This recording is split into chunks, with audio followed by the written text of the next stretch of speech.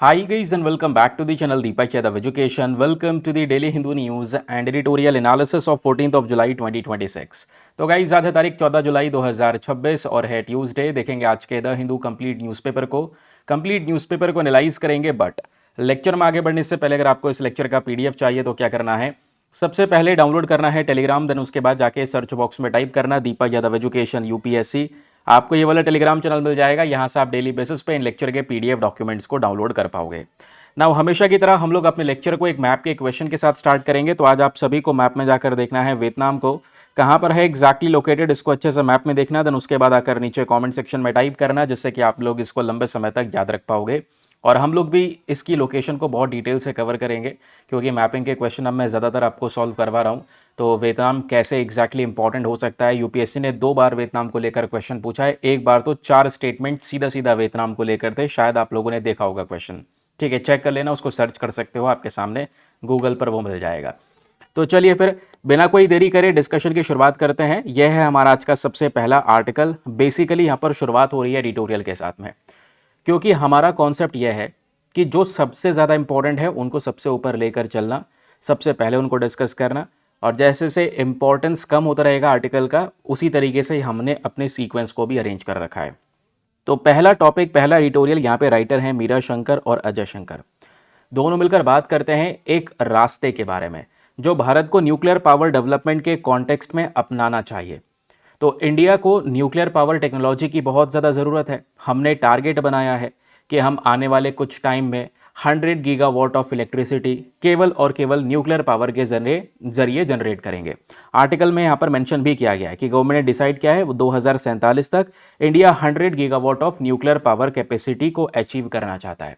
लेकिन ये इतना ज़्यादा आसान नहीं होगा, इसमें बहुत सारी प्रॉब्लम्स के थ्रू गुजरना होगा, और हमें ये भी देखना पड़ेगा कि हम क्या इंपोर्ट करेंगे ये टेक्नोलॉजी या खुद से डेवलप कर सकते हैं। इसको लेकर आज डिबेट भी है। तो हमारे दोनों ऑथर्स ने मिलकर ये डिसाइड किया है इस आर्टिकल के अंदर में अपने सजेशन के तौर पे कि इंडिया को खुद से इस टेक्नोलॉजी को डेवलप करना ज़्यादा बेहतर रहेगा, और ये कैसे कर सकते हैं उसको हम लोग यहाँ पर समझेंगे। सबसे पहले न्यूज़ क्या चल रही है, क्यों इस एडिटोरियल को लिखा गया है, रीज़न आपके सामने प्रेजेंट है। इंडिया का टारगेट है 2047 तक 100 गीगावाट की न्यूक्लियर पावर कैपेसिटी को अचीव करना।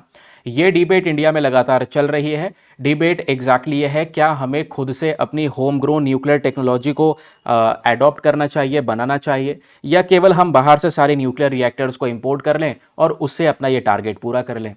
तो इसमें बेहतर क्या रहेगा, यह है क्वेश्चन। तो इस पर्टिकुलर सिचुएशन को समझने के लिए पहले हमें बैकग्राउंड स्थिति समझनी होगी कि आखिरकार किस तरीके से न्यूक्लियर डेवलपमेंट इंडिया में चला है। देश के अंदर में 1974 में एक पीसफुल न्यूक्लियर टेस्ट किया गया था, आपको पता होगा। जब 1974 में एक न्यूक्लियर टेस्ट इंडिया कर लेता है तो दुनिया भर में बहुत सारे कंट्रीज हमारे खिलाफ चली जाती हैं। इंटरनेशनल सैंक्शंस इंडिया के ऊपर में लगा दिए जाते हैं। फिर इंडिया यूएस के बीच में एक सिविल न्यूक्लियर डील होता है 2008 में जाकर, जहाँ पे जो ये रिस्ट्रिक्शंस लगाए गए थे हमारे ऊपर बहुत पहले, वो रिस्ट्रिक्शंस को धीरे धीरे करके कम किया गया। और हम लोग, क्योंकि हमने 1974 में न्यूक्लियर टेस्ट किया, वो भी पीसफुल तरीके से किया था, तब यहाँ पर ये हाल था, इतने सारे रिस्ट्रिक्शंस लगे थे।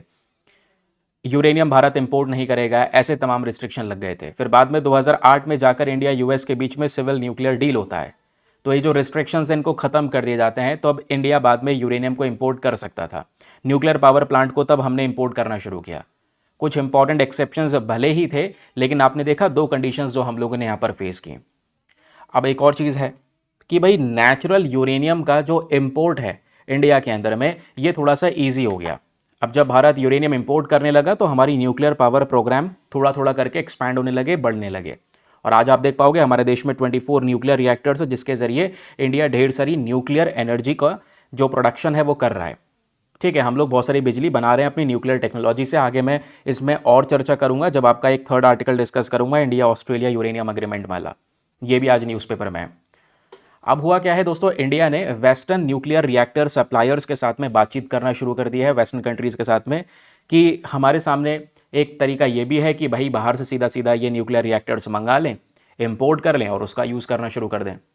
लेकिन ये प्रोजेक्ट थोड़ा सा एक्सपेंसिव पड़ेगा, और इस वजह से हमने इस पर अभी तक पूर्ण तरीके से विचार नहीं किया। दूसरा तरीका हमारे सामने निकल कर आया है, भारत का खुद का होम ग्रोन न्यूक्लियर सक्सेस को अचीव करने का तरीका।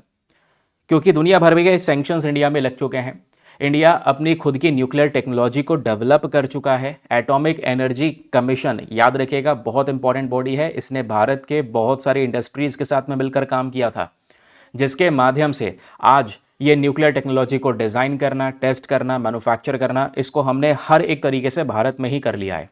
और पता है खास बात क्या है? इसको हमने बहुत सस्ते में किया है, क्योंकि इंडिया इसके लिए जाना जाता है। हमारा इसरो भी इसलिए जाना जाता है कि दुनिया भर में जितनी भी स्पेस एजेंसी हैं वो हमसे ज़्यादा पैसा खर्च करके मिशन लॉन्च करती हैं। हम बिल्कुल एकदम कॉस्ट अफोर्डेबिलिटी को ध्यान में रखते हुए कम कॉस्ट में ज़्यादा आउटपुट निकालने की कोशिश करते हैं। ये हमारा शुरू से ही स्ट्रैटेजी रही है, हमने ये करके भी दिखाया। और जैसे हमने खुद से ये टेक्नोलॉजी डेवलप की इंडिया के अंदर में, तो ये रिएक्टर की कैपेसिटी धीरे धीरे करके बढ़ती रही। शुरुआत में 200 मेगावाट की इलेक्ट्रिसिटी हम लोगों ने मतलब ये कैपेसिटी को अचीव किया, फिर 200 मेगावाट से 500 मेगावाट, एंड देन उसके बाद में करंट समय पर 700 मेगावाट के जो रिएक्टर्स हैं उन पे काम चल रहा है। 4 ऐसे रिएक्टर हैं 700 मेगावाट के, और 10 और भी बहुत सारे रिएक्टर्स हैं दोस्तों जिसको बनाया जा रहा है, जिसके ऊपर में काम करंट समय पर चल रहा है। और सरकार हर बार बजट के अंदर में आपने देखा होगा न्यूक्लियर पावर को लेकर कुछ ना कुछ एक्स्ट्रा इस बार अनाउंस कर रही है।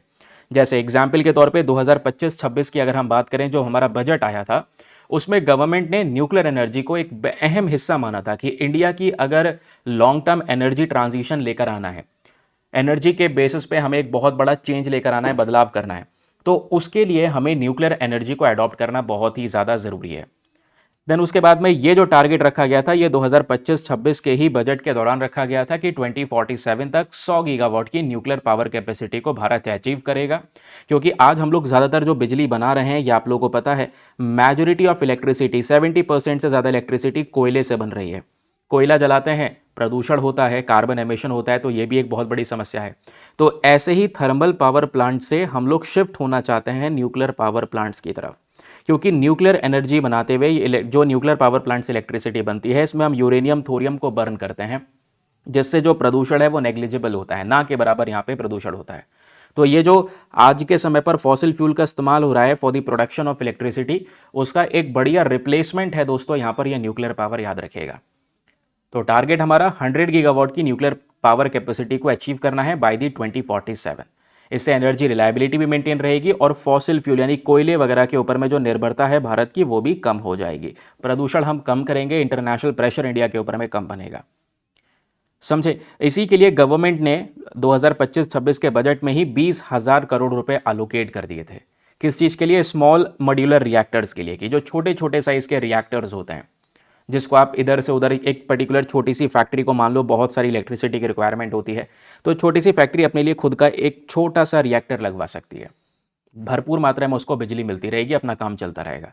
तो गवर्नमेंट ने ऐसे 20,000 करोड़ रुपए का एलोकेशन किया था रिसर्च एंड डेवलपमेंट करने के लिए for the small modular reactors. Goal हमारा यह है कि 2033 तक हम चाहते हैं 5 ऐसे खुद के डिज़ाइन करे हुए स्मॉल मॉड्यूलर रिएक्टर्स हम बना लें, और एक बार ये डिज़ाइन सामने आ गया, सक्सेसफुली हुआ, तो हम स्मॉल मॉड्यूलर रिएक्टर्स को ज़्यादा से ज़्यादा बड़े लेवल पर लॉन्च कर सकेंगे। जगह जगह की ज़रूरतों को स्मॉल मॉड्यूलर रिएक्टर से पूरा किया जा सकेगा, जो कॉस्ट में भी सस्ता पड़ेगा, ज़्यादा एफिशिएंट रहेगा और मैनेजेबल रहेगा, जिसको ईजिली मैनेज किया जा सकता है। ठीक है। अब जैसे आप देखोगे, न्यूक्लियर पावर को लेकर आज केवल इंडिया बात नहीं कर रहा है, दुनिया में न्यूक्लियर पावर से बहुत सारी बिजली बनाई जाती है। और न्यूक्लियर पावर को लेकर जब इंडिया में बिजली बनना एक बड़े लेवल पर शुरू हो जाएगा, तो प्रोबेबिलिटी ये भी ज़्यादा होती है कि इलेक्ट्रिसिटी का जो कॉस्ट है वो भी कम हो जाएगा, क्योंकि उतना ज़्यादा यहाँ पर इसमें कह सकते हैं कि जो रिक्वायरमेंट है जैसे थर्मल पावर प्लांट्स में होती हैं, उससे कम पड़ेगी। प्रॉब्लम यह है कि इंडिया के पास में आज एक lowest nuclear power plant construction cost है। ठीक है, मैंने आपको बताया कि इंडिया के पास में ये मतलब प्रॉब्लम क्या है, एक एडवांटेज है, कॉस्ट एडवांटेज है। ये मैंने ऊपर ही समझा दिया था आपको कि इसरो भी आज बहुत कम पैसा खर्च करके ज़्यादा बढ़िया तरीके से मिशन लॉन्च करने के लिए जाना जाता है ना। और वही चीज़ न्यूक्लियर पावर कैपेसिटी में भी है। तो आज आप देखोगे, अगर हम न्यूक्लियर पावर प्लांट के कंस्ट्रक्शन कॉस्ट की बात करेंगे, तो फॉर एग्जाम्पल पर किलोवाट का अगर न्यूक्लियर पावर प्लांट का कंस्ट्रक्शन करना है, तो साउथ कोरिया में उसका खर्चा आता है $2200। फ्रांस में अगर पर किलोवाट के लिए कंस्ट्रक्शन करना होगा तो ये खर्चा आएगा $5500। अमेरिका में तो $15,000 का पर किलोवाट के हिसाब से खर्चा आता है, जबकि इंडिया में इन तीनों ही कंट्रीज़ के कंपैरिजन में खर्चा कम आता है। पर किलोवाट के हिसाब से अगर हम न्यूक्लियर प्लांट कंस्ट्रक्शन कॉस्ट देखें तो $1700 है बस। तो ये कॉस्ट एडवांटेज है कि हमारे पास में वो पोटेंशियल है कि हम ज़्यादा इफेक्टिव तरीके से बहुत सस्ते में भी कम से कम खर्च करके बढ़िया से बढ़िया आउटपुट निकाल सकते हैं। इस कॉस्ट एडवांटेज की वजह से इंडिया के पास में एक और बहुत बड़ा पोटेंशियल आ जाता है। पोटेंशियल किस चीज़ का आ जाता है कि हम एक मेजर एक्सपोर्टर बन सकते हैं न्यूक्लियर पावर प्लांट्स के मामले में। ये जो एनर्जी है इसको केवल बनाना ही नहीं, हम एक्सपोर्ट भी कर सकते हैं। यानी कि जो कंस्ट्रक्शन का पर्टिकुलर सेक्टर है इसमें हम न्यूक्लियर पावर प्लांट्स को एक्सपोर्ट भी कर सकते हैं। आसपास के हमारे छोटे छोटे कंट्रीज़ हैं, साउथ ईस्ट एशिया के नेशंस हैं, वो इंडिया से परचेज कर सकते हैं, जैसे आज के समय पर ये लोग वेपन्स हमसे परचेज कर रहे हैं। समझे? अब क्वेश्चन यह है कि ये तो समझ में आया कि हाँ खुद से डेवलप कर लेंगे ज़्यादा फायदा है और एक्सपोर्ट करने की अपॉर्चुनिटी हमारे पास में बढ़ जाएगी। लेकिन अगर हमने इन रिएक्टर्स को इंपोर्ट करने के ऊपर में विचार कर लिया तो फॉरेन रिएक्टर्स को अगर हम इंपोर्ट करेंगे दोस्तों, तो पहली चीज़ तो भाई कि एक्स्ट्रा कॉस्ट लगेगा उसके अंदर में, क्योंकि बाहर से खरीदोगे और वहाँ पर महंगा बन रहा है तो उसके हिसाब से वो लोग चार्ज भी करेंगे। तो इंडिया में इलेक्ट्रिसिटी जनरेशन का कॉस्ट बढ़ जाएगा, टेक्नोलॉजिकल डिपेंडेंस उस देश के ऊपर में बढ़ जाएगी, कोई मेंटेनेंस की ज़रूरत होगी, बार बार उस कंट्री को कॉन्टैक्ट करेंगे कि भाई आओ इसको संभालो। और फिर उसके बाद में जो हम आत्मनिर्भर भारत की बात कर रहे हैं, ये चीज़ यहाँ पर नहीं अप्लाई होगी फिर। जबकि अगर हम खुद की डोमेस्टिक टेक्नोलॉजी अपना लेंगे तो ये रिलायबल होगा, चीपर होगा, जैसे चाहे उस तरीके से यूज़ कर सकते हैं। और फिर उसके बाद में अगर एक्सपोर्ट अपॉर्चुनिटीज़ मिली तो हम एक्सपोर्ट भी कर सकते हैं उसको। समझे? तो इंडिया का टेक्नोलॉजिकल प्रोग्रेस किस तरीके से हुआ है कि इंडिया आज के समय पर 500 मेगावाट का कमर्शियल फास्ट ब्रीडर रिएक्टर को ऑपरेट कर रहा है। बहुत सारे टेक्नोलॉजिकल चैलेंजेस से गुजरने के बाद भी हम लोगों ने रिएक्टर्स को बनाया। अब रिएक्टर में आपने पता है इंडिया के अंदर में 3 स्टेज में रिएक्टर्स हैं। प्रेशराइज हैवी वाटर रिएक्टर, अब ये कौन से रिएक्टर्स होते हैं? जहाँ पर पानी का इस्तेमाल किया जाता है प्लांट्स को ठंडा करने के लिए। लेकिन इसमें जो एनर्जी बनाने के लिए यूरेनियम यूज़ होता है वो नेचुरल यूरेनियम होता है। 2 प्रकार के यूरेनियम होते हैं, जैसा अभी हमने ऑस्ट्रेलिया के साथ में डील किया है कि ऑस्ट्रेलिया से बहुत सारा यूरेनियम भारत परचेज करेगा। इसी यूरेनियम को जलाया जाता है इस भट्टे में, जिससे इलेक्ट्रिसिटी प्रोड्यूस होती है। लेकिन यूरेनियम 2 टाइप के होते हैं, एक तो नेचुरल यूरेनियम होता है जो नेचुरल फॉर्म में हमको मिल जाता है। सेकंड एनरिच यूरेनियम होता है जिसमें हम लोग मतलब नेचुरल यूरेनियम में ही कुछ रिफाइनिंग प्रोसेस करते हैं, उसकी एक प्योरेस्ट फॉर्म को अचीव करने की कोशिश करते हैं। लेकिन ये एनरिच यूरेनियम बिजली बनाने के लिए केवल 5 से 6% का एनरिचमेंट बहुत है। अगर ये 50, 60, 70% हो जाएगा तो उससे न्यूक्लियर वेपन बनाया जा सकता है, जो खासकर प्रोहिबिटेड है इंटरनेशनल लॉ के नज़रिए में। तो इसी के लिए पावर रिएक्टर्स के अंदर में आप देखोगे ज़्यादातर आप देखोगे नेचुरल यूरेनियम का यूज़ होता है प्रेशराइज हैवी वाटर रिएक्टर में। लेकिन फिर उसके बाद लाइट वाटर रिएक्टर्स बनाए जाते हैं। तो ये जो लाइट वाटर रिएक्टर्स है इसमें एनरिच यूरेनियम का यूज़ होता है, यानी इसी यूरेनियम को यहाँ पर एक सेंट्रीफ्यूगल प्रोसेस के थ्रू गुजारने के बाद में इसका एक प्योरेस्ट फॉर्म को अचीव करना, वो भी केवल 5 से 6% एनरिच यूरेनियम काफ़ी रहेगा। समझ रहे हैं? तो इंडिया करंट समय पर इन दोनों ही रिएक्टर्स के ऊपर में काम कर रहा है। और जो न्यूक्लियर सप्लायर ग्रुप है इससे भी इंडिया को छूट मिल गई थी, क्योंकि न्यूक्लियर सप्लायर ग्रुप में आज आप लगभग 48 कंट्रीज़ हैं जो उसका हिस्सा हैं, जो खासकर न्यूक्लियर सप्लाई को हैंडल कर रहे होते हैं। तो उन्होंने छूट दी थी। और याद रखिएगा कि जो न्यूक्लियर सप्लायर ग्रुप की साइड से जो छूट मिली थी, इसकी वजह से जो यूरेनियम एनरिचमेंट का ट्रांसफर है वो अलाउ नहीं किया जाता है।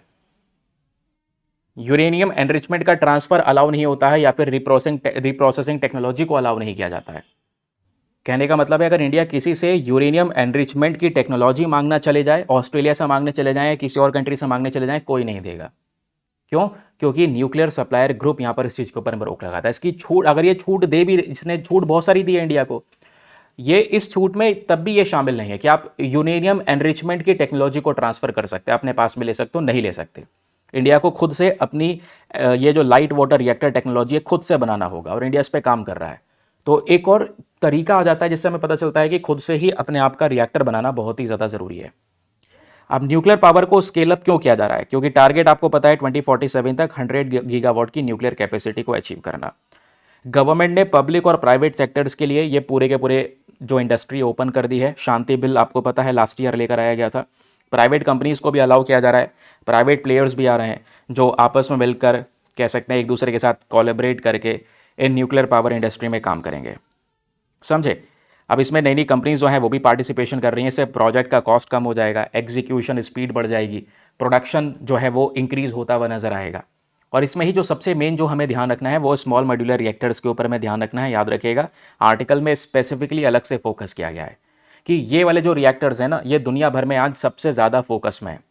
दुनिया भर की कंट्रीज़ इस पे ज़्यादा काम कर रही हैं। क्यों? बहुत सारी कंट्रीज़ के पास में आर्टिफिशियल डेटा सेंटर्स हैं। तो आर्टिफिशियल डेटा सेंटर में लगातार 24/7 बिजली की ज़रूरत पड़ती है।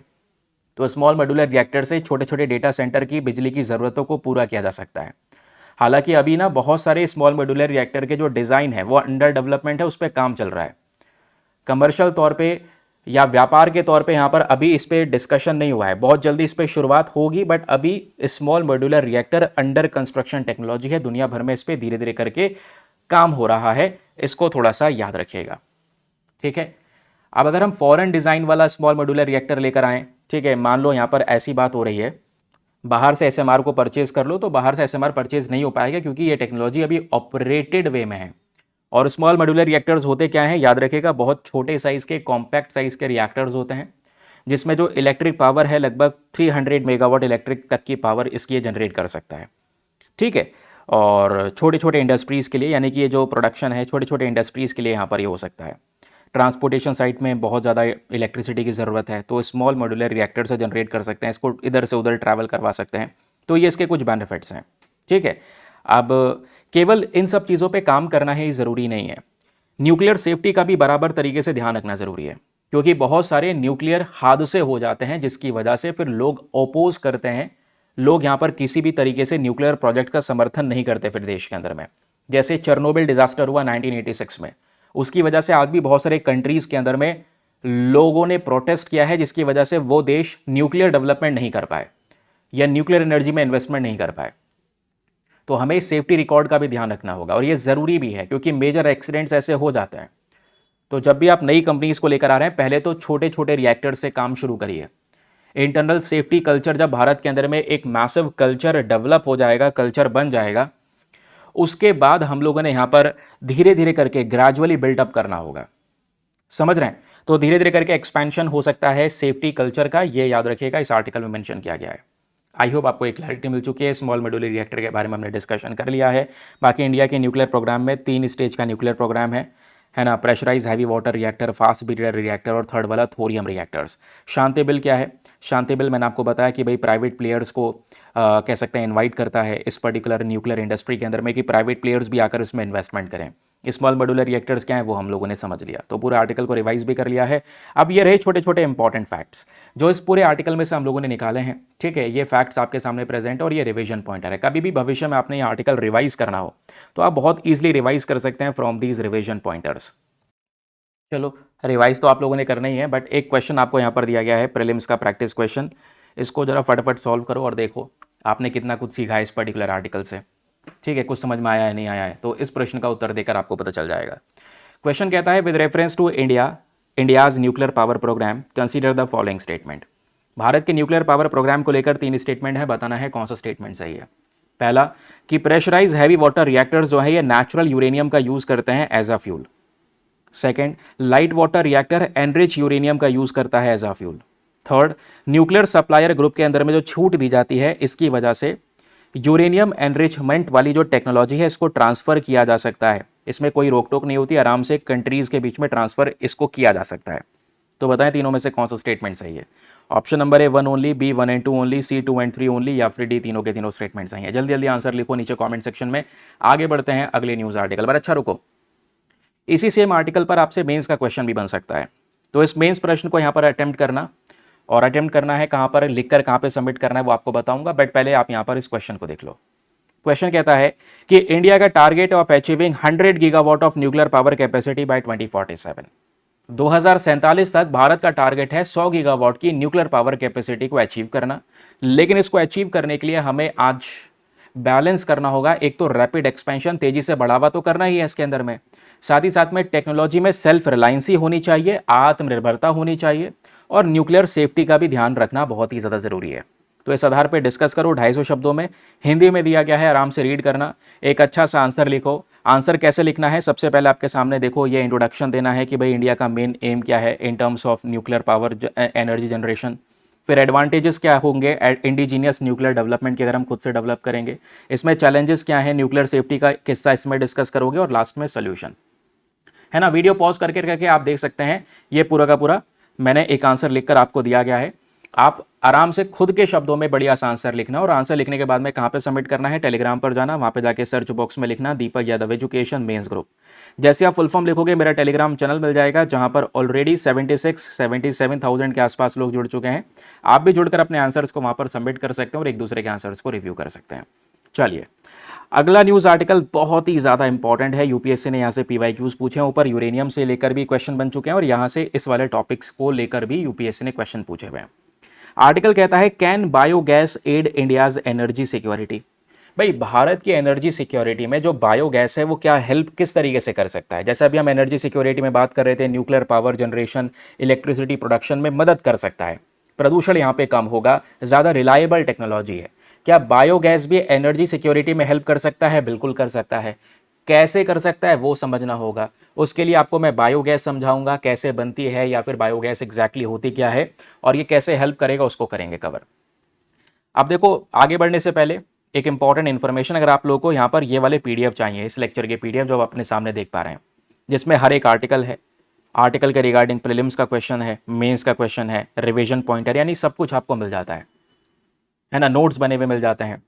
तो ये पीडीएफ हिंदी और इंग्लिश दोनों भाषाओं में एज इट इज़ आपको प्रोवाइड करवाया जाता है, लेकिन ये सारे के सारे पीडीएफ दोस्तों मिलते हैं हमारे केवल और केवल पेड ग्रुप में और कहीं नहीं। पेड ग्रुप को ज्वाइन करने का आपके सामने ये सारी डिटेल है। एक छोटा सा फी पेमेंट है जिसको ज्वाइन कर सकते हैं, जिसके थ्रू आप ज्वाइन कर सकते हैं इस ग्रुप के अंदर में, और एक छोटा सा इन्वेस्टमेंट है for the lifetime access. और याद रखिएगा दोस्तों, यहाँ पर आपका ये वन टाइम इन्वेस्टमेंट रहने वाला है, just $499 for the lifetime access. जब तक आपका सिलेक्शन ना हो जाए तब तक आप $499 में इस ग्रुप को ज्वाइन करके रख सकते हैं। ज्वाइन करने के लिए करना क्या है, व्हाट्सएप पर जाइएगा, नंबर दिया गया है 8534873368। इस नंबर पर मैसेज कर देना कि I want to join this group, आपको रिप्लाई मिलेगा, पेमेंट का प्रोसेस दिया जाएगा, डेमो वीडियो का लिंक मिलेगा, उसको देख सकते हैं, चेक कर सकते हैं और अपना आपको कंप्लीटली सेटिस्फाई करने के बाद में जाकर अपना ये इन्वेस्टमेंट कर सकते हैं। ठीक है, चलिए आगे आते हैं। अब हम डिस्कस कर रहे थे कि बायोगैस कैसे एनर्जी सिक्योरिटी को, इंडिया की एनर्जी सिक्योरिटी को प्रमोट करेगा। ये न्यूज़ में क्यों चल रहा है भैया? आपने देखा वेस्ट एशिया में किस तरीके से टेंशन्स बढ़ चुके हैं। इवन अभी भी यूएसए अटैक कर रहा है ईरान को। ईरान ने अभी आपने देखा रिसेंटली 5 कंट्रीज़ को अटैक किया, उसमें जो अमेरिका के बेसिस हैं उनको अटैक किया। तो वेस्ट एशिया की टेंशन की वजह से आज इंडिया को परेशानी हो रही है। रीज़न यह है क्योंकि भारत की निर्भरता इन देशों पर है जिन पर अटैक हो रहा है, और वहाँ से हम लोग कच्चा तेल मंगाते हैं, एलएनजी मंगाते हैं, एलपीजी मंगाते हैं, ये सब कुछ वहीं से, उन्हीं देशों से आता है, समझे। तो अब क्योंकि यहाँ पर इंडिया के अंदर में सप्लाई कम हो रही है, इसके प्राइसेस बढ़ रहे हैं, तो हमारा जो एक अल्टीमेट फोकस होना चाहिए वो कंप्रेस्ड बायोगैस के ऊपर में होना चाहिए। ये बेसिकली यहाँ पर बोला जा रहा है कि सीबीजी हमारे पास में एक ऑल्टरनेटिव तरीका हो सकता है जिसके माध्यम से हम बहुत सारी जो एनर्जी सिक्योरिटी है इंडिया में पूरी कर सकते हैं, चाहे वो ट्रांसपोर्टेशन के लिए हो, चाहे वो दूसरे पर्पज़ के लिए हो। कि आज पेट्रोल नहीं आ पा रहा है, कच्चा तेल नहीं आ पा रहा है, तो ये कंप्रेस बायोगैस यहाँ पर उसकी ज़रूरत को पूरा कर सकेगा। एलपीजी नहीं आ पा रही है, ठीक है, जिसकी वजह से घरों में खाना नहीं बन पा रहा है, तो कंप्रेस बायोगैस से यहाँ पर ये काम पूरा हो सकेगा। कैसे हो सकेगा, आइए ज़रा उसके बारे में थोड़ा सा डिस्कशन करते हैं। सबसे पहले हमारे सामने क्वेश्चन आता है कि इंडिया को बायोगैस की ज़रूरत आखिरकार है क्या, ज़रा ये बताओ। ज़रूरत तो हमने ऊपर ही डिस्कस कर लिया कि भाई आज इंडिया वेस्ट एशिया पे डिपेंडेंट है, और वहाँ से अपने देश में आप समझो 140 करोड़ की आबादी और 85% से ज़्यादा जो कच्चे तेल की रिक्वायरमेंट है, जो ज़रूरत है अपने देश में, वो केवल इंपोर्ट करके पूरी होती है। 90% भारत का एलपीजी इंपोर्ट हो रहा है स्ट्रेट ऑफ हॉर्मुज के जरिए। तो अभी अटैक होने की वजह से प्रॉपर तरीके से सप्लाई नहीं हो पा रही है, सप्लाई में डिसरप्शन है। तो आर्टिकल कहता है कि ऐसी सिचुएशन को देखते हुए हमें ऑल्टरनेटिव्स खोजने होंगे, क्योंकि आज प्रॉब्लम है, भविष्य में फिर से ऐसी प्रॉब्लम हो सकती है। तो इस वजह से इंडिया को सबसे पहले कंप्रेस बायोगैस को प्रमोट करना होगा।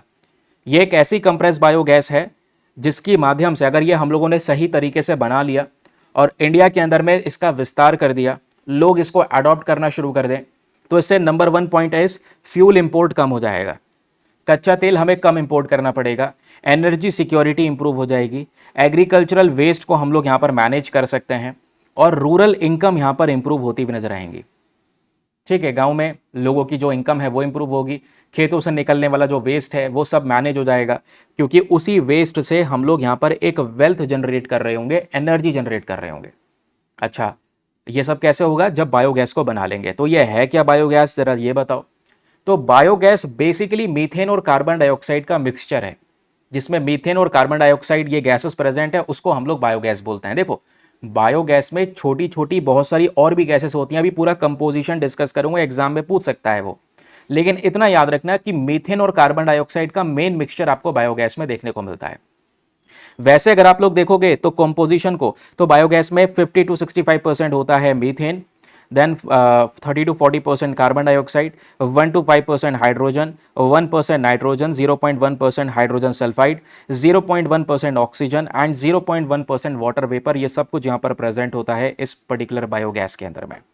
ठीक है, इस चीज़ को यहाँ पे आपने समझा। अब क्वेश्चन आता है ये बनता कैसा है। मिक्सचर है ये तो हमने समझ लिया। बायोगैस को बनाने के लिए हमें एक इंस्ट्रूमेंट की ज़रूरत होती है, एक प्लांट की ज़रूरत होती है जिसको हम बोलते हैं एनारोबिक डाइजेशन।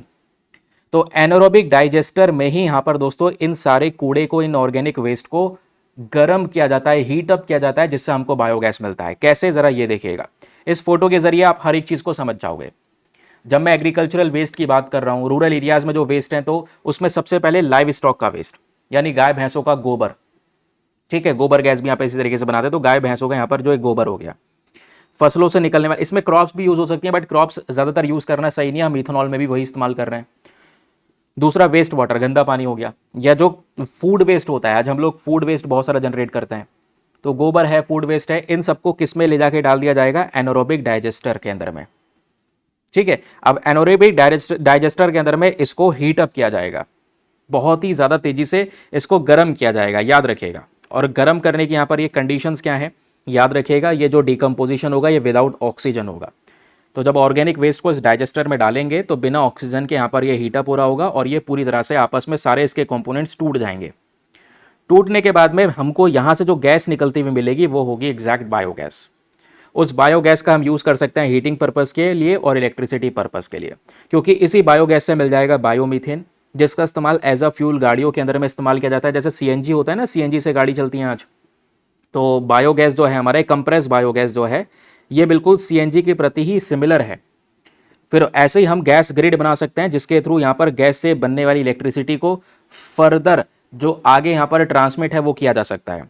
अच्छा, एक बात और याद रखिएगा, क्योंकि आपके सामने क्वेश्चन ये होगा कि भाई हमने इसमें गोबर, फूड वेस्ट, ये सब कुछ डाल दिया था और इसको यहाँ पर हम लोगों ने हीट किया, तो इसमें से केवल गैस ही मिलेगी, इसमें से भी तो वेस्ट निकलेगा, इसमें से स्लरी जो निकलेगी वो कहाँ जाएगी?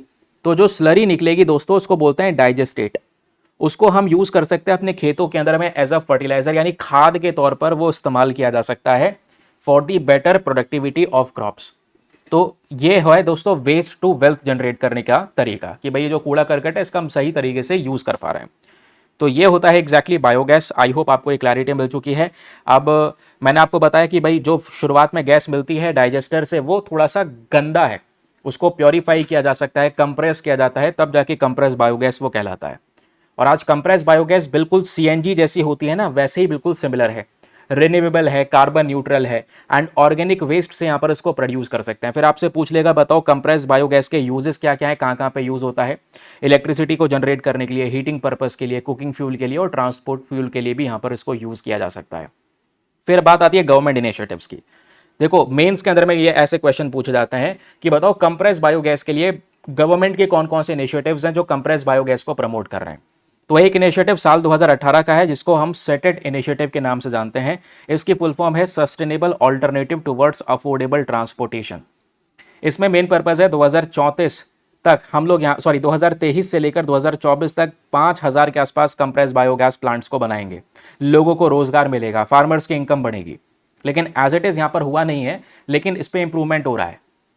ठीक है, इवन यहाँ पर बोला जा रहा है टारगेट हमारा था कि 2023 तक 5000 कंप्रेस बायोगैस प्लांट्स को बनाएंगे, बट आज अगर हम देखें तो 3 जून 2026 तक का सरकारी डेटा जो अवेलेबल है वो कहता है केवल 132 प्लांट्स कंप्लीट हुए हैं। आप यार इसको देखो एक बार, डेटा का गैप देखो।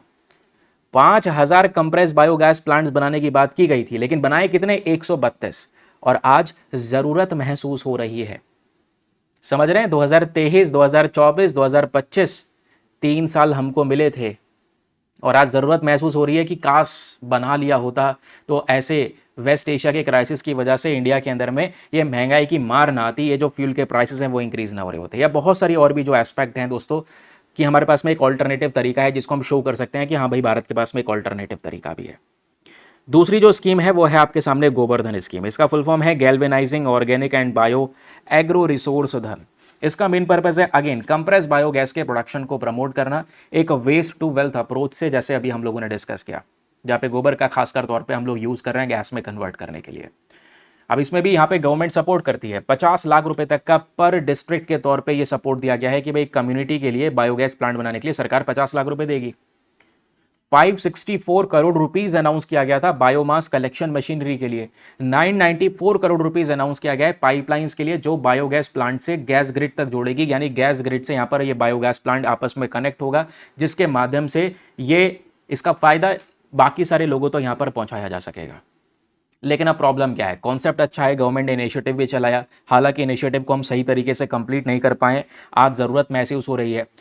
दूसरी तरफ ये भी है कि बायोगैस को डेवलप करना इतना आसान नहीं, उसमें चैलेंजेस हैं। मेजर चैलेंजेस जो हमको भी फेस करने को मिले हैं, इंफ्रास्ट्रक्चर हम वैसा नहीं बना पाए, प्राइवेट इन्वेस्टमेंट इतना नहीं आ पाया इस पर्टिकुलर सेक्टर में, फॉर्मल क्रेडिट नहीं मिल पाया, एंड इनिशियल शुरुआती तौर पे टेक्नोलॉजी में खर्चा बहुत ज़्यादा हो जाता है, तो इस वजह से इन्वेस्टमेंट इस पर्टिकुलर रीजन में ही कम हुआ। तो लास्ट में यहाँ पर गवर्नमेंट ऑथर ने सोल्यूशन दिए हैं कि भाई हमें इन उपाय पे काम करना चाहिए। पहली बात तो सरकार का फाइनेंशियल सपोर्ट बढ़ा दो इस कंप्रेस बायोगैस के पर्टिकुलर केस में। उसके अलावा टैक्स वगैरह में छूट देना, प्राइवेट सेक्टर का पार्टिसिपेशन को बढ़ावा देना, ये बहुत ही ज़्यादा ज़रूरी है। फिर क्वेश्चन आता है दोस्तों ग्लोबल एक्सपीरियंस की, कि दुनिया भर में यहाँ पे क्या एक एक्सपीरियंस फेस किया जा रहा है with respect to this biogas production. देखो मेजर प्रोड्यूसर्स की जब बात आएगी तो 90% कितने 90% दुनिया में बायोगैस का जो प्रोडक्शन है मेनली वो यूरोप से आ रहा है, चाइना से आ रहा है, या यूनाइटेड स्टेट्स ऑफ अमेरिका से आ रहा है। याद रखना, यूरोप, चाइना या यूएस, यहां से सबसे ज़्यादा बायोगैस का प्रोडक्शन आता है आज। जर्मनी ने भी खुद से बायोगैस को प्रमोट किया है एक रिन्यूएबल एनर्जी सोर्स एक्ट के माध्यम से। वहां पे जर्मनी की सरकार ने सपोर्ट प्रोवाइड करवाया है कि भाई इनकम गारंटी दे रही है जर्मनी की सरकार, बोनस को यहां पर प्रोवाइड करवा रही है, छोटे छोटे बायोगैस प्लांट्स के लिए सपोर्ट दे रही है। हालांकि यहां पर जर्मनी में मक्के का ज़्यादा इस्तेमाल होने लगा था बायोगैस को बनाने के लिए, तो मक्के की फार्मिंग बढ़ी, किसानों ने दूसरा अनाज उगाना कम कर दिया, तो बाद में इन्होंने मक्के के यूज़ को कम कर दिया कि भाई मक्के का इस्तेमाल नहीं करेंगे बायोगैस प्लांट्स में। तो गलती समझी और तुरंत सॉल्व कर दिया। तो यही हमें भी करना होगा। हमने भी क्या है देखा, फंडिंग की कमी है, बट उस तरीके से अप्रोच हम लोग मेंटेन नहीं कर पाए, और अप्रोच नहीं मेंटेन करना यही इंडिया के लिए चिंता का विषय है। चिंता का विषय क्या है भाई, खुद अभी आप इसी साल का इकोनॉमिक सर्वे 2026 को देखोगे तो वो कहता है कि भाई इंडिया में जो मेज का कल्टीवेशन है, मक्के का कल्टीवेशन, वो तेजी से बढ़ चुका है।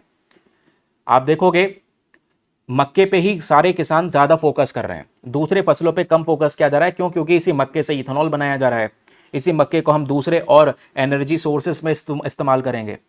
तो 2016 और 2025 का कंपैरिजन बड़ा है। 2016 में 2.56 टन पर हेक्टेयर के हिसाब से मेज कल्टीवेट हो रहा था, ये बढ़कर 3.5 टन से भी ज़्यादा हो गया। जबकि यहाँ पर ये किसान मक्के के साथ साथ सोयाबीन ग्रो करते थे, सनफ्लावर, रेपसीड, ग्राउंडनट्स, मिलेट्स को ग्रो करते थे। लेकिन इन सारे फसलों को छोड़कर, या तो क्योंकि हमने ये देखा मक्के का प्रोडक्शन बढ़ गया और इन सभी चीज़ों का प्रोडक्शन जो है ये कम हो गया, या एक ही जगह पर रुका हुआ है। रीज़न क्या है? गवर्नमेंट की इथेनॉल पॉलिसी। इथेनॉल पॉलिसी में मेनली मेज या शुगर केन को ज़्यादा कह सकते हैं प्रायोरिटी दी गई है। तो शुगर केन और मेज पे फार्मर्स पर ज़्यादा फोकस करेंगे क्योंकि उनको एक अच्छा प्राइस मिलेगा। तो ऐसे ही हमें, जैसे जर्मनी ने अपने पॉलिसी में बदलाव किया था, वैसे हमें भी बदलाव करने की ज़रूरत है। अदरवाइज इसका इम्पैक्ट दिखना शुरू हो चुका है। इम्पैक्ट क्या है? फार्मर्स आज या तो मक्का ग्रो कर रहे हैं, ठीक है, और मक्का ग्रो करने की वजह से दालों का कल्टीवेशन कम हो चुका है। ऑयल सीड्स या दूसरे सीरियल्स, इंडिया दालों को लेकर इम्पोर्ट कह सकते हैं डिपेंडेंट हो जाएगा दूसरे कंट्रीज़ पे। भाई एक तरफ आप देख रहे हो कि हम कच्चे तेल पे निर्भरता कम करेंगे, इथेनॉल बनाएंगे, लेकिन दूसरी तरफ ये देखो इंडिया में पल्सेस ग्रो नहीं की जाएंगी, और पल्सेस नहीं ग्रो की जाएंगी तो आप दूसरी तरफ फिर दालें इंपोर्ट करना शुरू कर दोगे, जो हमने एग्जैक्टली शुरू कर दिया है। आज हम म्यांमार से कुछ दालें परचेज कर रहे हैं, समझ रहे हैं? तो ये है एग्जैक्ट यहाँ पर एक प्रॉब्लम। तो हमें इसमें डेनमार्क के मॉडल को भी कंसीडर कर लेना चाहिए, क्योंकि डेनमार्क का भी यही मेन पर्पस था कि वो 100% बायोमीथेन का इस्तेमाल करेंगे अपने गैस सिस्टम में बाय दी 2030। लेकिन उन्होंने फूड क्रॉप्स को कहीं पर भी यूज़ करने के लिए इजाज़त नहीं दी। उन्होंने बोला कि जो ये फसलें हैं इनका यूज़ नहीं करेंगे। मेनली या तो यहाँ पर जो ये लाइव स्टॉक मैन्योर है, गाय भैंस का गोबर है, इसका यूज़ किया जाएगा, या एग्रीकल्चर से निकलने वाला वेस्ट जो है ये यूज़ किया जाएगा। तो इससे क्या होगा? फूड प्रोडक्शन के ऊपर में कोई ज़्यादा भारी असर नहीं पड़ता। अब गवर्नमेंट का फ्यूचर एक्शन क्या है? हमारी सरकार का फ्यूचर एक्शन सुनो। साल 2023 में नेशनल बायोफ्यूल कोऑर्डिनेशन कमेटी ने ये मैंडेटरी यानी कि कंप्रेस बायोगैस की ब्लेंडिंग को कंपलसरी कर दिया है। जैसे हम इथेनॉल को ब्लेंड कर रहे हैं ना पेट्रोल में, वैसे कंप्रेस बायोगैस को भी यहाँ पर ब्लेंड किया जा रहा है। जैसे सबसे पहले 2026 का टारगेट है 1% और 2029 तक यहाँ पर 5%। अब कहोगे ब्लेंड करेंगे किस में, ये तो हमें पता है पेट्रोल में इथेनॉल ब्लेंड कर रहे हैं, इस कंप्रेस बायोगैस को कहाँ पे ब्लेंड करेंगे? सीएनजी में। सीएनजी का आज यूज हो रहा है ट्रांसपोर्टेशन इंडस्ट्री में, बहुत सारे व्हीकल्स सीएनजी सपोर्टेड व्हीकल्स हैं, तो बायोगैस को सीएनजी में मिलाएंगे, सीएनजी नहीं इंपोर्ट करना पड़ेगा। पाइप्ड नेचुरल गैस पीएनजी जो डोमेस्टिक यूज के लिए यहाँ पर यूज हो रहा है, ठीक है, कुकिंग पर्पस के लिए, तो उसमें यहाँ पर इसको ब्लेंड करना शुरू किया जाएगा। 2026 तक 1% और 2029 तक 5% इसको ब्लेंड करना शुरू करेंगे। तो जो गवर्नमेंट है वो सीबीजी प्लांट्स के नंबर्स को धीरे धीरे बढ़ा रही है, वही इथेनॉल ब्लेंडिंग प्रोग्राम वाला जो एक कॉन्सेप्ट है वो इसमें लगाने की कोशिश हो रही है। हालांकि इथेनॉल ब्लेंडिंग बहुत तेजी से बढ़ा, 2014 में केवल 1.5% और अचानक से यहाँ पर 2025 तक देखेंगे तो हमने 20% इथेनॉल को मिला दिया। अब क्या ऐसी सिमिलर कंडीशन बायोगैस पे अप्लाई होगी नहीं होगी, वो फर्दर हमको देखने को मिलेगा कुछ समय बाद। आई होप आपको एक क्लैरिटी मिल चुकी है, आर्टिकल बढ़िया तरीके से समझ में आ चुका है। कुछ भी रिवाइज करना है तो आप रिवाइज कर सकते हैं from this revision pointer. Exam में कोई भी क्वेश्चन बनेगा, कुछ इंपॉर्टेंट स्कीम्स वगैरह जो आर्टिकल में हाईलाइट की गई थी, मैंने सब कुछ आपके सामने एक्सप्लेन कर दिया है।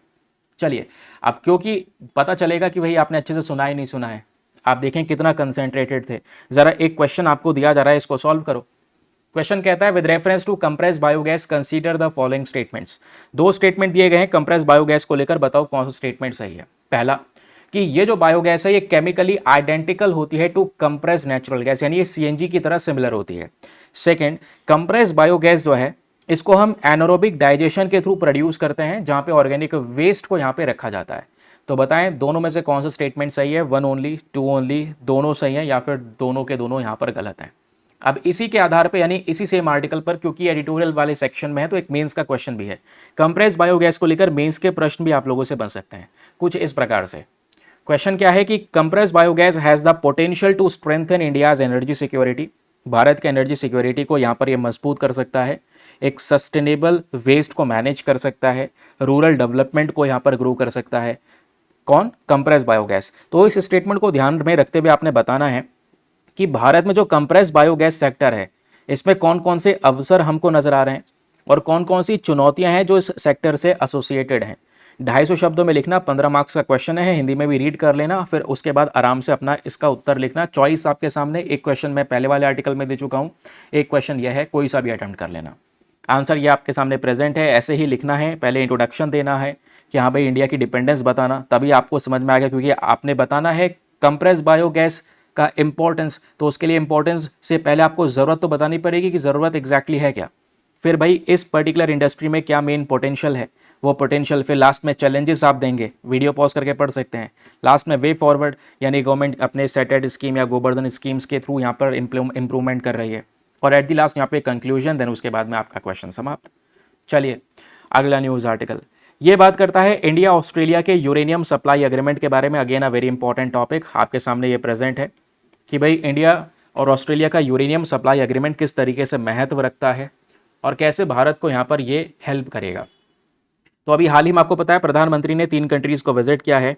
कौन कौन से 3 कंट्रीज़ को विजिट किया है? इंडोनेशिया को विजिट किया है, ठीक है, फिर उसके बाद में वो विजिट करते हैं ऑस्ट्रेलिया, देन वो विजिट करते हैं न्यूजीलैंड।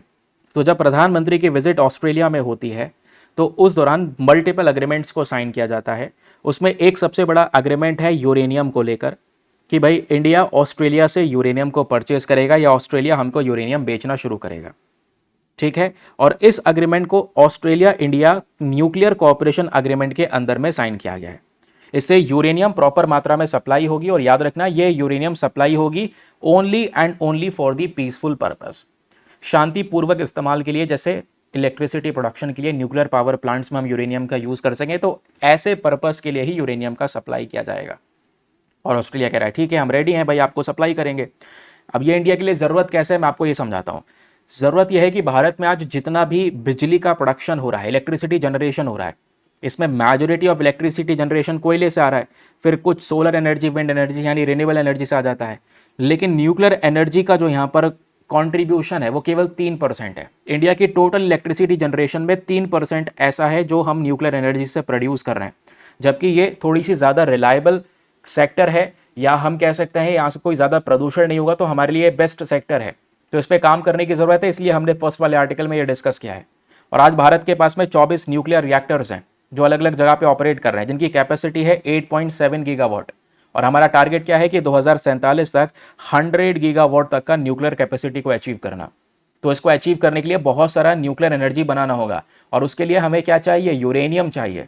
इसी के लिए ऑस्ट्रेलिया के साथ में हमने यूरेनियम को सिक्योर करने का एक बहुत बड़ा एग्रीमेंट साइन किया है। इससे पहले ज़रा बताओ, अभी कुछ महीने पहले की बात है, हमने एक और कंट्री के साथ में यूरेनियम का एग्रीमेंट किया है, वो कंट्री भी हमको यूरेनियम सप्लाई करेगा। बताओ जल्दी जल्दी वो कौन सा देश है। बैकग्राउंड की यहाँ पे बात करते हैं तो मामला आपको समझ में आया कि हाँ भाई, इंडिया अपना बहुत सारा जो एनर्जी रिक्वायरमेंट है वो एक्सपैंड करने की कोशिश कर रहा है। ऑस्ट्रेलिया मदद कर सकता है, because Australia possesses one of the largest uranium reserves in the world. भाई इसके पास में दुनिया के, जैसे दुनिया के आप बहुत सारे कंट्रीज देखते हैं ना जिनके पास में सबसे बड़ा प्रोड्यूसर के तौर पे कहलाते हैं यूरेनियम के, तो ऑस्ट्रेलिया उसी कैटेगरी में। अगर आप लार्जेस्ट प्रोड्यूसर देखोगे यूरेनियम के एक पर्टिकुलर लेटेस्ट लिस्ट के हिसाब से, तो कजाकिस्तान नंबर 1 पर है। और हमारा यूरेनियम को लेकर डील कजाकिस्तान के साथ में भी है। और कनाडा को लेकर अभी हमने डील किया था। तो मैं अभी जो कंट्री पूछ रहा था ना, किस कंट्री के साथ में रिसेंटली हमने यूरेनियम को लेकर डील किया है, वो एग्जैक्टली कनाडा है। फिर 3rd नंबर पे नामीबिया है एंड 4th नंबर पर ऑस्ट्रेलिया है। तो शुरुआती 5 कंट्रीज भी देख लोगे तो ऑस्ट्रेलिया इसी पर्टिकुलर ग्रुप में शामिल है। और ये ग्रुप कौन सा है, सबसे ज्यादा यूरेनियम का प्रोडक्शन करने वाले देश हैं ये, समझे। तो यह आपको समझ में आया ऑस्ट्रेलिया का इंपॉर्टेंस। अभी जब यहाँ पर यह मीटिंग हुआ था प्रधानमंत्री नरेंद्र मोदी का ऑस्ट्रेलिया के अंदर में, तो इसमें 18 एग्रीमेंट साइन करे गए। एक तो civil nuclear cooperation agreement sign हुआ, defence maritime cooperation agreement, critical mineral की सप्लाई यहाँ पर ऑस्ट्रेलिया करेगा, दोनों मिलकर काम करेंगे, व्यापार को बढ़ाएंगे, एनर्जी सिक्योरिटी, यानी एनर्जी सिक्योरिटी में कोल, नेचुरल गैस, डीजल और दूसरे और भी लिक्विड फ्यूल्स है जो ऑस्ट्रेलिया भारत को सप्लाई करेगा। एजुकेशन को लेकर डील साइन होती है, ठीक है। तो ये मल्टीपल डील्स यहाँ पे रिसेंटली साइन हुई हैं।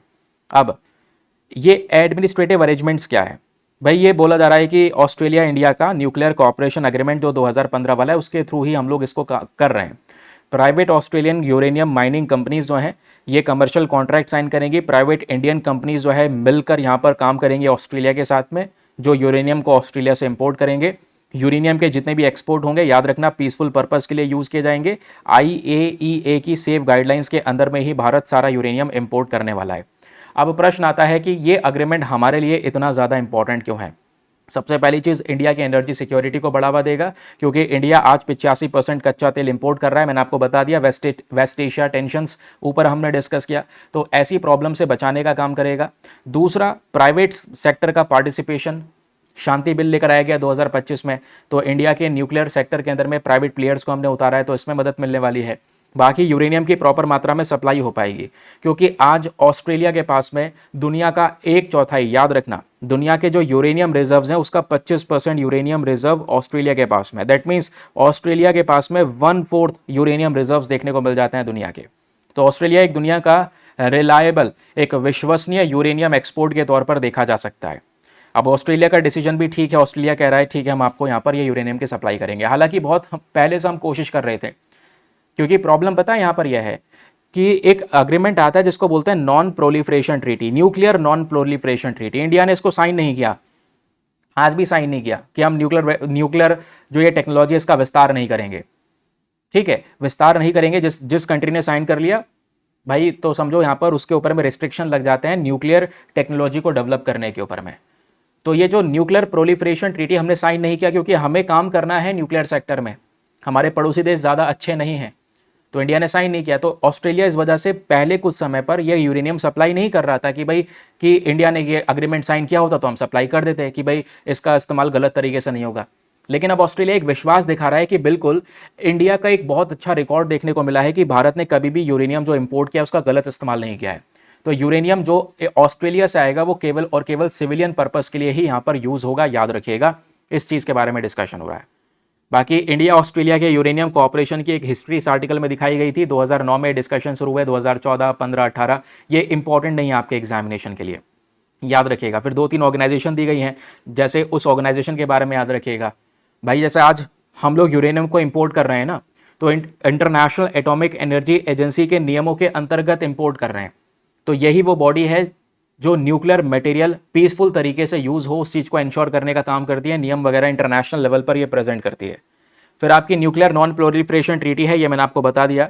ये एक इंटरनेशनल ट्रीटी है, जो कंट्री साइन कर लेगा मतलब उसको न्यूक्लियर वेपन्स के तौर पर अपने न्यूक्लियर सेक्टर में बढ़ावा नहीं करना है। इंडिया ने साइन नहीं किया है इसको। फिर एक न्यूक्लियर सप्लायर ग्रुप है जिसने हमें छूट दी थी, याद है 48 मेंबर का यहाँ पर ये पर्टिकुलर ग्रुप आपको देखने को मिल जाएगा, जिसने इंडिया को 2008 में छूट दी है, जिसके बेसिस पे आज हम लोग यूरेनियम को इंपोर्ट कर पाते हैं। ठीक है, अब कुछ भी रिवाइज करना है तो आप रिवाइज कर सकते हैं फ्रॉम दिस रिवीजन पॉइंटर। सारी details regarding India Australia nuclear agreement ये दे दी गई है। अब एक छोटा सा क्वेश्चन है, फटाफट यहाँ पर इसका उत्तर दीजिए, पता चलेगा आपने कितना कुछ सीखा है इस आर्टिकल से। क्वेश्चन क्या कहता है? With reference to India Australia uranium supplies agreement consider the following statements. 3 statement है, बताना है कौन सा स्टेटमेंट सही है। पहला, Australia possesses more than 1/4 of world's uranium reserve. भाई दुनिया का यूरेनियम रिजर्व में 1/4 यूरेनियम रिजर्व ऑस्ट्रेलिया के पास में प्रेजेंट है। एंड इंडिया ने आज न्यूक्लियर नॉन प्रोलिफरेशन ट्रीटी का साइन कर रखा है। India is a part of this and India is a signatory to this NPT. Third statement, uranium की सप्लाई जो भी ऑस्ट्रेलिया की साइड से होगी इंडिया के अंदर में, वो केवल पीसफुल पर्पस के लिए होगी अंडर दी IAEA नियम या अंडर दी IAEA सेफगार्ड्स। तो बताएं कौन सा स्टेटमेंट सही है। Option number A 1 and 2 only, B 1 and 3 only, C 1 only, या फिर डी तीनों के तीनों स्टेटमेंट्स एग्जैक्टली यहाँ पर सही हैं। चलिए बताएं। अब लास्ट में यहाँ पर वियतनाम है, वियतनाम का हमें मैपिंग करना था, तो फटाफट आइए वियतनाम की मैपिंग कर लेते हैं। तो ये रहा अपना कंट्री एग्जैक्टली यहाँ पर वियतनाम, जो भारत के पड़ोस में ही है, ज़्यादा दूर है नहीं। इंडिया का नॉर्थ ईस्टर्न रीजन दिख रहा होगा, नॉर्थ ईस्टर्न रीजन से म्यांमार बॉर्डर शेयर करता है, म्यांमार से नीचे थाईलैंड हो गया, थाईलैंड से नीचे कंबोडिया हो गया, और थाईलैंड का पड़ोसी देश वियतनाम हो गया। आप एग्जैक्टली यहाँ पर देख रहे होंगे, तो वियतनाम साउथ चाइना सी में प्रेजेंटेड एक कंट्री है, जिसकी एक बाउंड्री यहाँ पे नॉर्थ में लगती है चाइना के साथ में, एक बाउंड्री लगती है लाओस के साथ में, एक बाउंड्री लगती है कंबोडिया के साथ में। ठीक है, तो याद रखिएगा इस तरीके से। तो इसमें LCC करके याद रख सकते हैं। एक लाओस हो गया, एक चाइना हो गया, एक कंबोडिया हो गया, 3 कंट्रीज़ के साथ में वियतनाम बाउंड्रीज़ को शेयर करता है। बाकी यहाँ पर ये साउथ चाइना सी हो गया। अभी हाल ही में पता है ना, वियतनाम का जो एक आइलैंड है फू कोक आइलैंड, उसके पास में एक बोट जा रही थी, बोट वो पलट गई थी, 15 इंडियन टूरिस्ट की जान गई है उस बोट के पलटने की वजह से, उस वजह से ये न्यूज़ में था वियतनाम। तो आइए वियतनाम की लोकेशन देखते हैं। तो वियतनाम बताएं खासकर कहाँ पे लोकेटेड है? साउथ ईस्ट एशिया वाला रीजन है। भाई ये साउथ ईस्ट एशिया वाला ही तो पोर्शन है जहाँ पर वियतनाम आपको प्रेजेंट देखने को मिल जाएगा। इसकी कैपिटल है हनोई। लोकेशन हमने डिस्कस किया, लैंड बॉर्डर्स एक चाइना, दूसरा लाओस, तीसरा कंबोडिया, इनके साथ में बॉर्डर्स को शेयर करता है। बाकी समुद्र के बॉर्डर्स देखोगे तो साउथ चाइना सी है और नीचे गल्फ ऑफ थाईलैंड है, जिसके साथ में बॉर्डर इसका लग जाता है। पॉलिटिकल सिस्टम, वियतनाम एक 1 पार्टी कम्युनिस्ट स्टेट देखने को मिल जाएगा। तो यहाँ पर जो कम्युनिस्ट पार्टी ऑफ वियतनाम है वो पूरे वियतनाम को गवर्न कर रही होती है। 2 इंपॉर्टेंट रिवर्स वियतनाम में देखने को मिल जाती हैं, मेकोंग नदी और रेड होंग नदी। इसको रेड रिवर कह लो या होंग रिवर कह लो। ये रहा वियतनाम। तो मेकोंग रिवर को लेकर यूपीएससी ने क्वेश्चन पूछ रखा है, चाहो तो सर्च करना है, मिल जाएगा। तो मेकोंग नदी ऊपर चाइना से बहती हुई आती है और वियतनाम को पूरी तरह से यहाँ पर ये क्रॉस करती है, मतलब नीचे की साइड में, खासकर पूरी तरह से नहीं, ये तो लाओस से गुजर रही है, नीचे वियतनाम में आती है। लेकिन आप देखोगे ये जो रिवर है मेकोंग, ये साउथ चाइना सी में खाली हो रही है, लेकिन जब ये खाली होती है तो एक डेल्टा बनाती है। इसको बोलते हैं, जब नदी ऐसे फैलावा अपना खाली होने से पहले ऐसे यहाँ पर फॉर्म हो जाती है, जिसको डेल्टा कहते हैं। तो ये है एक नदी जो वियतनाम में है, मेकोंग रिवर, जो इंपॉर्टेंट है। दूसरा जो रेड रिवर है वो यहाँ पर आपको ये देखने को मिल जाएगा, जिसको होंग रिवर ही बोला गया है, और ये भी एक डेल्टा फॉर्म करती है। उसके बाद जाकर ये इधर साउथ चाइना सी में खाली होती है। तो मेकोंग रिवर और रेड रिवर, दोनों रिवर्स यहाँ पर याद रखना एक फर्टाइल डेल्टा बनाती हैं, देन उसके बाद में जाकर साउथ चाइना सी में खाली हो जाती हैं। माउंटेन रेंजेस में अनामाइट माउंटेन रेंजेस, ये पहाड़ियाँ यहाँ पर देखने को मिल जाती हैं। और बस इतना ही याद रखिएगा वियतनाम के बारे में, खासकर लैंड बॉर्डर्स पता चल जाएँ, मेजर नदियाँ पता चल जाएँ, अपना काम यहाँ पर हो जाएगा। बाकी ये रहे छोटे छोटे रिवीजन पॉइंटर, जिसके थ्रू आप यहाँ पर इसको कभी भी रिवाइज कर सकते हैं। अब रिवाइज तो करना, लेकिन पहले यहाँ पर इस प्रैक्टिस क्वेश्चन को सॉल्व करो और इसका आंसर दो नीचे कमेंट सेक्शन में क्या होना चाहिए। क्वेश्चन कहता है with reference to Vietnam, Vietnam के रेफरेंस में आपको 2 स्टेटमेंट दिए गए हैं, बताना है कौन सा स्टेटमेंट सही है। पहला, आज वियतनाम एक लैंड बॉर्डर शेयर करता है चाइना, लाओस और मलेशिया के साथ में। सेकंड स्टेटमेंट कहता है जो मेकोंग और रेड होंग रिवर्स हैं, ये एक डेल्टा बनाती हैं साउथ चाइना सी में खाली होने से पहले। तो बताएं दोनों में से कौन सा स्टेटमेंट सही है, 1 ओनली, 2 ओनली, दोनों सही हैं, या फिर डी दोनों के दोनों गलत हैं। तो ये था दोस्तों आज का हमारा न्यूज़पेपर डिस्कशन। आई होप आपको मज़ा आया होगा। अपने फीडबैक्स वगैरह ज़रूर से शेयर करा करें नीचे कमेंट सेक्शन के अंदर में। आज मॉर्निंग वाला वीडियो अपलोड नहीं हो पाया है, रीज़न यह है क्योंकि यार 2 ही आर्टिकल थे जो काम के थे। अब मैं केवल 7-8 मिनट के लिए एक सेशन बना के रिकॉर्ड कर देता, वो मुझे सही नहीं लगा, इसलिए मैंने मर्ज कर दिया है। तो जैसे अब कल वाला जो सेशन अपलोड होगा मॉर्निंग में प्रीलिम्स बूस्टर वाला, उसमें ही आपको वो मिल जाएंगे। ठीक है, एक तो मगर क्रोकोडाइल वाला आर्टिकल था, फिर कुछ स्पीशीज़ न्यूज़ में थी, वही यहाँ पर कल चर्चाओं में थी। तो मैंने सोचा उसके लिए मतलब 7-8 मिनट के लिए सेपरेट वीडियो क्या बनाऊँ, फिर आपको लगेगा कि वीडियो का इंपॉर्टेंस नहीं है। इसके लिए यहाँ पर मैंने आज वो सेशन है स्किप कर दिया था। अब कल यहाँ पे जब आप कवर करोगे उसमें हम लोग मर्ज कर देंगे, क्योंकि आज बहुत सारी इंपॉर्टेंट जो न्यूज़ हैं वो ऑलरेडी पीआईबी में पब्लिश हो चुकी हैं इस समय पर जब मैं ये सेशन रिकॉर्ड कर रहा हूँ। तो कल वाले सेशन में मर्ज हो जाएगा, सो डोंट वरी। आज के लिए बाय बाय, इतना ही पढ़ना है। Have a nice day, thank you and जय हिंद।